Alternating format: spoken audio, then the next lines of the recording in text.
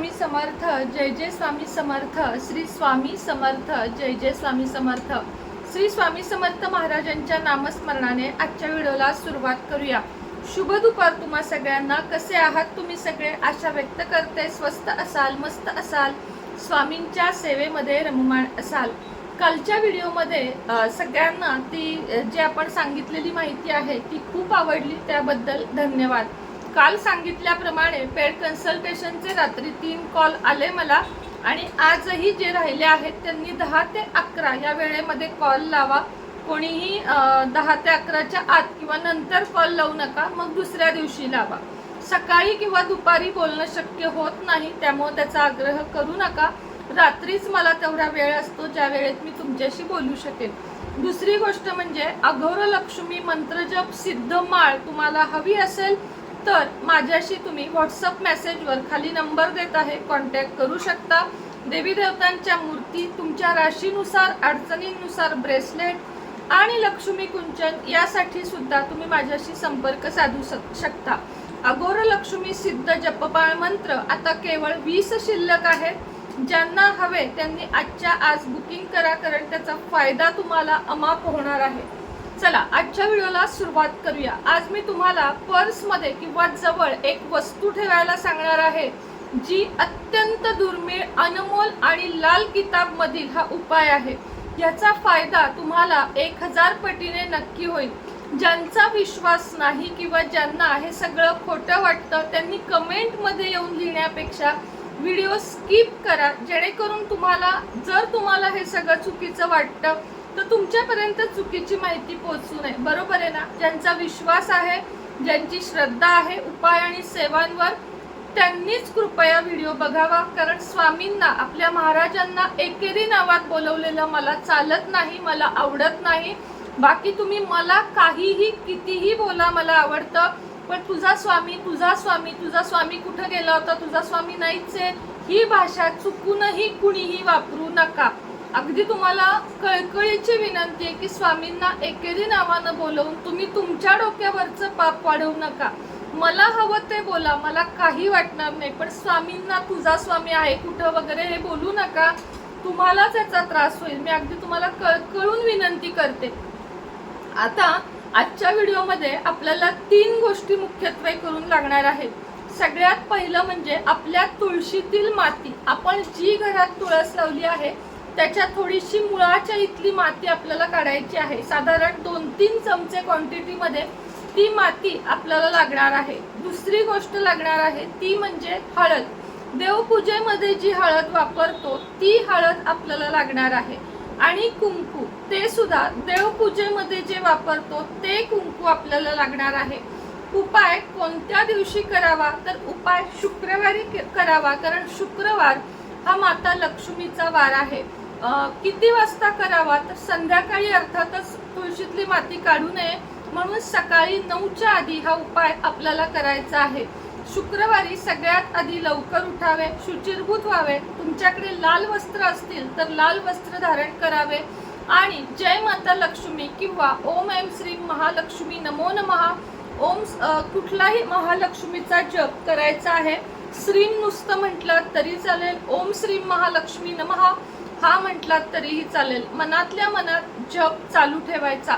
जप चालू ठेवल्यावर सगळी पूजा करून घ्यायची, तुळशीला पाणी वगैरे घालून तुळशीची पूजा करून घ्यायची आणि त्यानंतर तुळशीच्या इथे मांडी घालून बसायचं। तुळशी मातेला प्रार्थना करायची की माझ्या आयुष्यामध्ये राजयोग यावा किंवा माझी भरभराट व्हावी, म्हणून मी तुझ्यातली थोडीशी माती तुझ्या परवानगीनं घेत आहे आणि याचा मला निश्चितच लाभ होईल आणि लाभ व्हावा अशी प्रार्थना करते। एक 2-3 चमचे तुळशीतली माती घ्यायची, त्यानंतर देवघराच्या समोर बसायचं। देवघरातलं जे करंड्यातली हळद असते आणि कुंकू असती, कोयरी करंड्या जे काही तुम्ही वापरता त्यातली हळद कुंकू घ्यायची। त्यानंतर तुम्हाला ह्याचं मिश्रण तयार करायचं असेल, गुलाबाचं अत्तर किंवा गुलाबाचं पाणी सुद्धा निश्चितच त्यामध्ये घालायचं आहे। आता या मिश्रणाच्या छोट्या छोट्या गोळ्या तयार करायच्या, 5-6 जेवढ्या होतील तेवढ्या। त्याच्यापूर्वी मी हा उपाय सांगितलाय तो वेगळा होता, तोही खूप जास्त छान आहे आणि हा सुद्धा खूप छान उपाय आहे। 3 गोळ्या तयार करा, 5 करा, 7 करा, अशा संख्येमध्ये तुम्हाला ह्याच्या गोळ्या तयार करायच्या, छोट्या मोठ्या जशा तुम्हाला हव्या.